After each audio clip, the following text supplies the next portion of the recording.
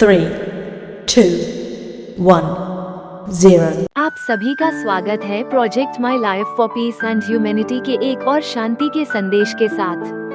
दुनिया के कुछ ही गिने चुने लोग हैं जिनसे हमारी प्रोजेक्ट प्रेरणा और ऊर्जा लेती है।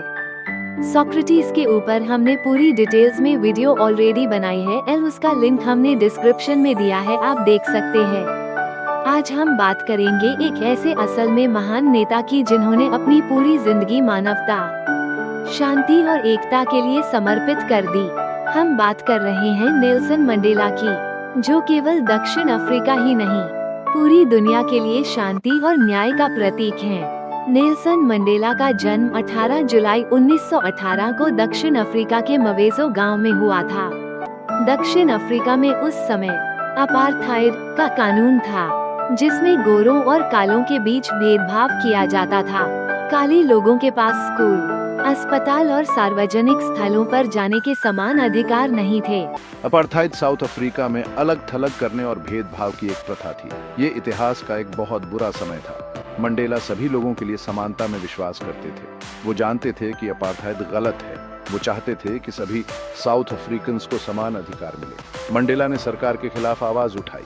वो अफ्रीकन नेशनल कांग्रेस या ANC में शामिल हो गए। इस ग्रुप ने अश्वेत साउथ अफ्रीकन्स के अधिकारों के लिए लड़ाई लड़ी। मंडेला एक बहुत अच्छे वक्ता थे। उन्होंने लोगों को उनकी मान्यताओं के लिए लड़ने के लिए प्रेरित किया। वो बहुत लोगों के लिए आशा की किरण बने। वो जानते थे कि बदलाव मुमकिन है। मंडेला और ANC ने विरोध प्रदर्शन और बहिष्कार आयोजित किए। वो सरकार पर दबाव बनाना चाहते थे। वो जानते थे कि बदलाव आसानी से नहीं आएगा, लेकिन वो अपने अधिकारों के लिए लड़ने के लिए दृढ़ थे। सरकार ने हिंसा से जवाब दिया। कई निर्दोष लोग घायल हुए। 1960 में सरकार ने ANC पर प्रतिबंध लगा दिया। इसका मतलब था कि ANC अब मिल नहीं सकता था या विरोध प्रदर्शन आयोजित नहीं कर सकता था। ये मंडेला और उनके साथी कार्यकर्ताओं के लिए मुश्किल समय था। उन्हें आजादी के लिए लड़ने के नए तरीके खोजने पड़े।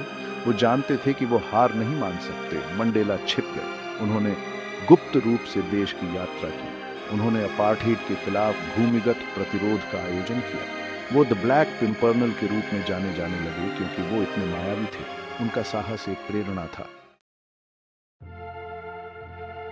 27 साल की हिम्मत, मंडेला की कैद। 1964 में मंडेला और ANC के कई अन्य नेताओं को गिरफ्तार कर लिया गया। उन्हें आजीवन कारावास की सजा सुनाई गई। ये साउथ अफ्रीका के लिए एक काला दिन था, लेकिन मंडेला का हौसला नहीं टूटा। उन्होंने जेल के पीछे से न्याय के लिए लड़ाई जारी रखी। मंडेला ने 27 साल जेल में बिताए। उन्होंने कठोर परिश्रम और क्रूर व्यवहार सहा, लेकिन उन्होंने कभी उम्मीद नहीं छोड़ी।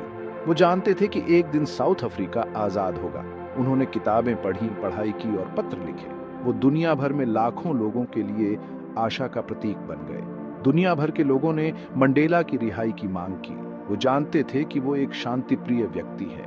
वो जानते थे कि वो आजाद होने के लायक हैं। संगीतकारों, अभिनेताओं और राजनेताओं ने अपार्थाइड के खिलाफ आवाज उठाई। आखिरकार 1990 में नेल्सन मंडेला को जेल से रिहा कर दिया गया। ये पूरी दुनिया में जश्न का दिन था। लोग सड़कों पर नाच रहे थे। वो आजादी के गीत गा रहे थे। मंडेला ने विपरीत परिस्थितियों पर विजय प्राप्त की थी। मंडेला जेल से एक सच्चे नेता के रूप में उभरे। उन्होंने शांति और सुलह का आह्वान किया। वो एक नया साउथ अफ्रीका बनाना चाहते थे। वो जानते थे कि आगे का रास्ता कठिन होगा, लेकिन वो सभी साउथ अफ्रीकन्स के लिए एक न्याय संगत और समान समाज बनाने के लिए दृढ़ थे। मंडेला ने अपार्थाइड को खत्म करने के लिए सरकार के साथ अथक प्रयास किया। उन्होंने अपने पूर्व उत्पीड़कों के साथ बातचीत की। वो जानते थे कि क्षमा आवश्यक है। वो नफरत और आक्रोश से मुक्त भविष्य का निर्माण करना चाहते थे। साउथ अफ्रीका ने अपना पहला स्वतंत्र और निष्पक्ष चुनाव कराया। सभी जातियों के लोगों को वोट देने की अनुमति थी। ये एक ऐतिहासिक क्षण था। नेल्सन मंडेला साउथ अफ्रीका के पहले अश्वेत राष्ट्रपति चुने गए। मंडेला का संदेश स्पष्ट था, क्षमा और एकता। उनका मानना था कि हर कोई दूसरा मौका पाने का हकदार है। उन्होंने दुनिया को क्षमा की शक्ति दिखाई। उन्होंने लोगों को एक साथ लाया। उन्होंने एक विभाजित राष्ट्र को ठीक करने में मदद की। मंडेला ने सत्य और सुलह आयोग की स्थापना की। इसने अपार्थाइड के पीड़ितों को अपनी कहानियां साझा करने का मौका दिया। इसने साउथ अफ्रीका को अपने दर्दनाक अतीत का सामना करने में मदद की। मंडेला का क्षमा का संदेश पूरी दुनिया में गूंज उठा। नेल्सन मंडेला 1999 में राजनीति से सेवानिवृत्त हुए। उन्होंने शांति और न्याय के लिए काम करना जारी रखा। वो एक वैश्विक प्रतीक बन गए।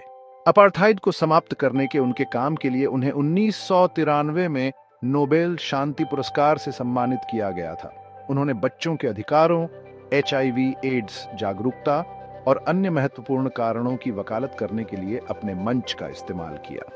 मंडेला शिक्षा की शक्ति में विश्वास करते थे। वो जानते थे कि शिक्षा ही बेहतर भविष्य की कुंजी है। उन्होंने शिक्षा और समानता को बढ़ावा देने के लिए नेल्सन मंडेला फाउंडेशन की स्थापना की। मंडेला की विरासत आज भी हमें प्रेरित करती है। उन्होंने हमें दिखाया कि अगर हम में लड़ने की हिम्मत है तो कुछ भी संभव है। उनका जीवन दृढ़ता, क्षमा और आशा की शक्ति का प्रमाण है। उन्होंने हमें सिखाया कि सबसे बुरे समय में भी हमें उम्मीद नहीं छोड़नी चाहिए। उन्होंने हमें दिखाया कि विपरीत परिस्थितियों में भी हमें अपनी मान्यताओं के लिए लड़ना कभी बंद नहीं करना चाहिए। मंडेला की कहानी इस बात की याद दिलाती है कि हम में से हर किसी में फर्क लाने की ताकत है। हम सब उनके नक्शे कदम पर चल सकते हैं। हम सभी दुनिया को और अधिक न्याय संगत और समान बनाने का प्रयास कर सकते हैं। हम उनके क्षमा और एकता के संदेश को अपनाकर शुरुआत कर सकते हैं। हम जहां कहीं भी अन्याय देखें उसका विरोध कर सकते हैं। हम दूसरों के अधिकारों के लिए खड़े हो सकते हैं। हम भेदभाव के खिलाफ बोलने के लिए अपनी आवाज का इस्तेमाल कर सकते हैं। हम सब बदलाव के वाहक बन सकते हैं। हम सभी आने वाली पीढ़ियों के लिए एक बेहतर दुनिया बनाने के लिए काम करके मंडेला की विरासत का सम्मान कर सकते हैं। नेल्सन मंडेला की इस प्रेरणादायक कहानी से हमें यही सीखना चाहिए कि चाहे परिस्थितियां कितनी भी कठिन क्यों न हो, हम शांति, मानवता और एकता के रास्ते पर चल सकते हैं। हमारे प्रोजेक्ट के साथ जुड़िए। जरूरत है तो बस ज्यादा से ज्यादा लोगों को इससे जुड़ने की, ताकि हम एक एक करके अपने शानदार रणनीतियां को सभी के आगे रख सके। जल्द मिलते हैं अगले वीडियो में, तब तक के लिए अलविदा।